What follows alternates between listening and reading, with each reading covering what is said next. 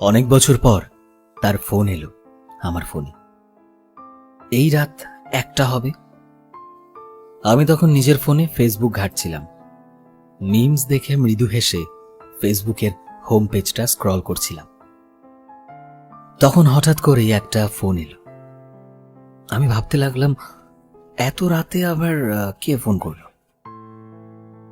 আমি ভাবলাম, থাক, আজ আর কল ব্যাক করব না। যদি কোনো দরকারি ফোন হয় তবে আবার তো আসবে। আমি ব্যাপারটা ইগনোর করলাম। কিন্তু কিছুক্ষণ পর আবার ফোনটা বেজে উঠল। ফোনটা রিসিভ করতেই সামনে থেকে ভেসে আসলো, হ্যালো। হঠাৎ করেই আমার শিরদাঁড়া দিয়ে একটা হিমেল স্রোত যেন বইতে শুরু করল। কারণ এই ভয়েসটা তো আমার খুব চেনা। এই ভয়েসটা শুনেই আমার শরীর কেঁপে উঠেছিল। অনেক পুরনো স্মৃতি জীবন্ত হয়ে উঠেছিল। অনেক পুরনো ব্যথা আবার জেগে উঠেছিল। আমি ভাঙা ভাঙা শব্দে উত্তর করলাম, হ্যালো। অপর দিক থেকে আওয়াজ এলো, ডিস্টার্ব করছি না তো তোমায়? আমি তার প্রশ্নটার উত্তর দিতেও অনেকটা ঘাবড়ে যাচ্ছিলাম। হ্যাঁ বলবো কি না বলবো কিছুই ভেবে উঠতে পারছিলাম না। আমার মনে তার এই হঠাৎ ফোন কল নিয়ে অনেক প্রশ্ন জেগে উঠেছিল, যে কেন এত বছর পর আমার কথা মনে পড়ল, কেন সে এত বছর পর আমার সাথে যোগাযোগ করতে চাইছে। আমি সাহস করে বললাম, না না, ডিস্টার্ব করছো না, বলো। সে আমায় জিজ্ঞেস করলো, কেমন আছো? আমি বললাম, ঠিক আছি, তুমি? আমার এই প্রশ্নের পরই সে হঠাৎ করে কান্না জুড়ে দিল আর বলল, আমি ভালো নেই।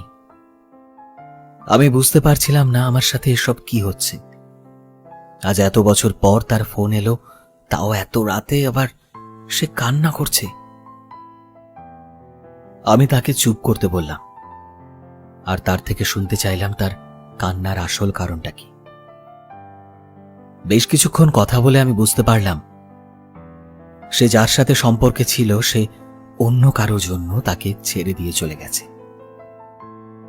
সে আরো জানালো যে সে তার সম্পর্ককে বাঁচানোর জন্য ছেলেটার কাছে অনেক ভিক্ষা চেয়েছে, অনেক প্রার্থনা করেছে, তাকে তার জীবনে আটকে রাখার জন্য, তাকে ভালোবাসার জন্য। আমারও ঠিক মনে পড়তে শুরু করলো, একটা সময় আমিও তো তার কাছে এভাবেই কেঁদেছিলাম একটু ভালোবাসার জন্য। আর ঠিক যেভাবে এই ছেলেটা তার সাথে থাকতে চায়নি, ঠিক সেভাবেই সে কয়েক বছর আগে আমার সাথেও থাকতে চায়নি।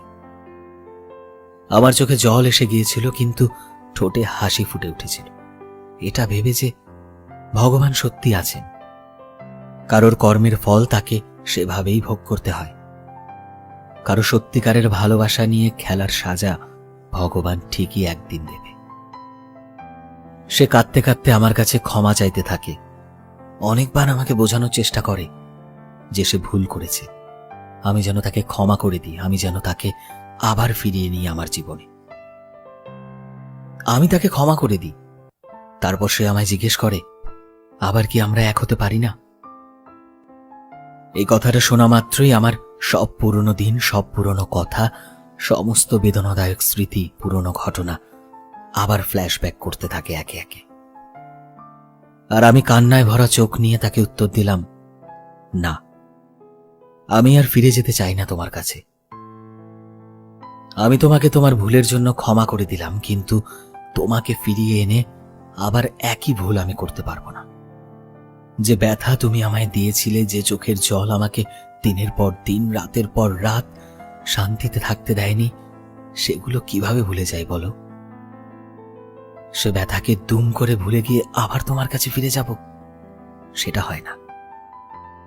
আজ যেটা তোমার সাথে হয়েছে সেটা তোমার কর্মের ফল, তোমাকে সেটা ভোগ করতেই হবে। তুমি যদি আমায় বাধ্য হয়ে ছেড়ে দিতে তবে হয়তো আমি তোমায় মেনে নিতাম, কিন্তু তুমি আমাকে ছেড়েছ অন্য কারো জন্য। তুমি নিজের ভালোবাসার মানুষকে ধোঁকা দিয়েছ একটা ক্ষণিকের ভালো লাগার জন্য। আই এম সরি, পারলে আমাকে ক্ষমা করো, কিন্তু আমি তোমার সাথে আবারও সম্পর্কে জড়াতে চাই না। আর আমায় আবার ফোন করার চেষ্টাও করো না।